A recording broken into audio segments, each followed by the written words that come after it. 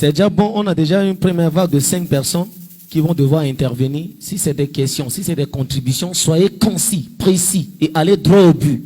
N'est-ce pas? Merci. Je donne la parole à Grace Sindo.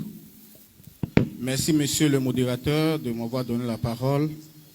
Bonjour, chers collègues. J'ai pris le temps d'écouter le conférencier, mais j'ai compris qu'il y a beaucoup de choses qui nécessitent des éclaircissements. Je tiens à dire, quand on nous dit ici et maintenant que la Constitution nous a été imposée par la communauté internationale et c'était, en d'autres termes, copier-coller du Mali. Chers frères, nous sommes des étudiants.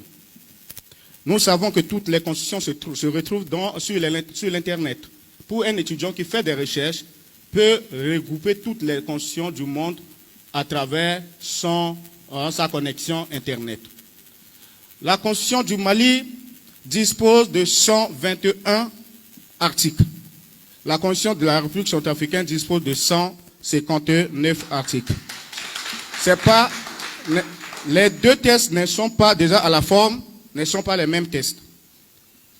La Constitution de la République centrafricaine autorise à ce que, pour être candidat aux élections présidentielles, nous devons atteindre l'âge de 35 ans. La Constitution du Mali autorise, pour être candidat, il faut avoir 45 ans. Ce n'est pas les deux choses. Ce n'est pas les mêmes choses. Il y a une différence à ce niveau. Je vous dis, quand on rédigeait la Constitution du 30 mars, il y avait des personnalités qui ont été consultées. Consultation à la base, où aujourd'hui on nous dit que ça faisait que l'objet des recommandations et que ça n'avait rien à voir avec la Constitution de la République centrafricaine. La rédaction de cette Constitution, moi, je m'inscris en faux. Parce que ces recommandations ont permis que cette Constitution puisse avoir ces institutions, la haute autorité de bonne gouvernance, toutes ces institutions que vous connaissez dans les 7 institutions qui se trouvent dans la Constitution du 30 mars 2016. Ça veut dire que cette Constitution s'est inspirée des recommandations assorties de ce dialogue, de ces consultations à la base, où on est parti jusqu'à dans mon village, à Wangobongassou, consulter mes parents pour la première fois, pour pouvoir avoir leur point de vue, comment on devait avoir la République à partir de 2016. Il ne faut pas venir ici pour nous perturber par des théories, théories que moi j'appelle des théories socratiques. Monsieur Gracindo. Nous sommes tous d'accord qu'il y a des faiblesses dans cette Constitution. En ce qui me concerne, c'est des faiblesses d'ordre formel. À la forme, on trouve quand on dit transition, gouvernement de transition, c'est ce qui est écrit dans la Constitution. Et on se base sur ça pour pouvoir demander la modification de la Constitution. Mais entre gouvernement de transition, qui est écrit sur papier, entre le gouvernement de la République, qui est écrit sur papier, et les faits, ce qu'un gouvernement doit faire, est-ce que le mot gouvernement de transition dans la Constitution a empêché le Premier ministre Mouloua de faire le travail de Premier ministre? Est-ce que ça l'a empêché de le faire? Est-ce que l'Assemblée nationale de transition a empêché le président de l'Assemblée, Simplice Mathieu Sarandis, de faire son travail étant que président de l'Assemblée actuellement? Est-ce que le président Touadéra, étant président de la République, président de la République de transition, est-ce que ça a empêché le président Touadéra aujourd'hui de poser des actes qui relèvent de ses attributions étant que président de la République? Est-ce que ça l'a empêché? Oui ou non? Non. Au suivant, monsieur Ngama. J'ai dit, lorsque vous prenez la parole, soyez précis, concis et allez droit au but, s'il vous plaît. On joue également sur le temps. Merci, monsieur Ngama.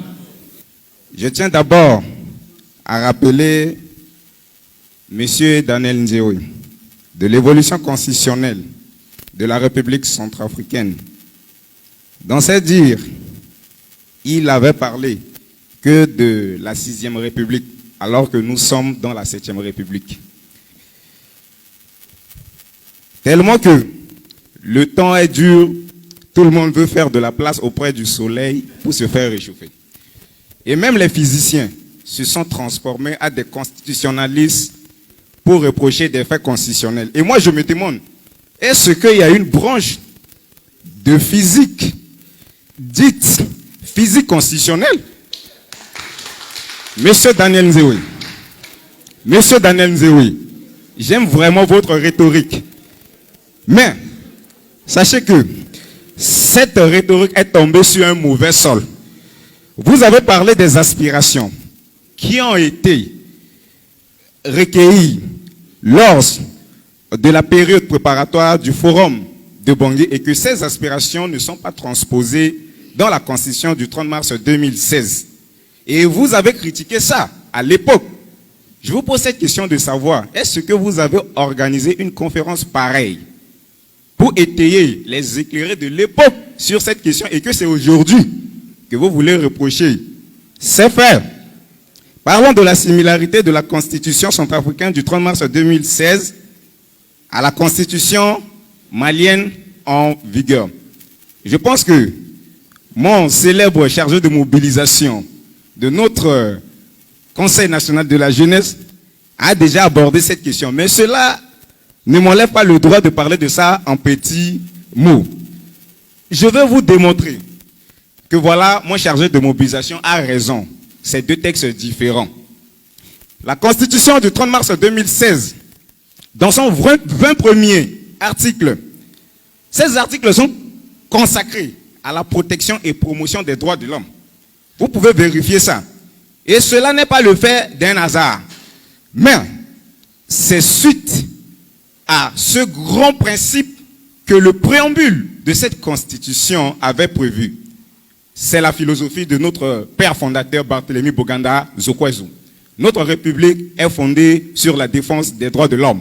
Nous qui sommes les activistes et les défenseurs des droits de l'homme, nous veillons sur ces 20 premières dispositions. Quand on parle de la Constitution, on parle des institutions et de ces dispositions fondamentales.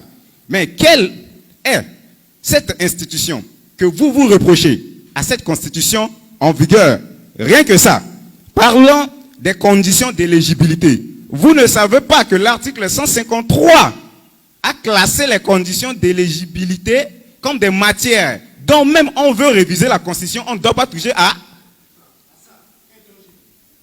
Vous avez dit, ça constitue des dispositions discriminatoires. Ça dit peu. Ce n'est pas tout le monde qui est appelé à devenir président. Moi-même, je ne veux pas. Il y a l'entrepreneuriat. Cette jeunesse doit entreprendre. En un mot pour vous dire, votre rhétorique là, vraiment, c'est une bonne rhétorique. Mais cette rhétorique est tombée sur un mauvais sol.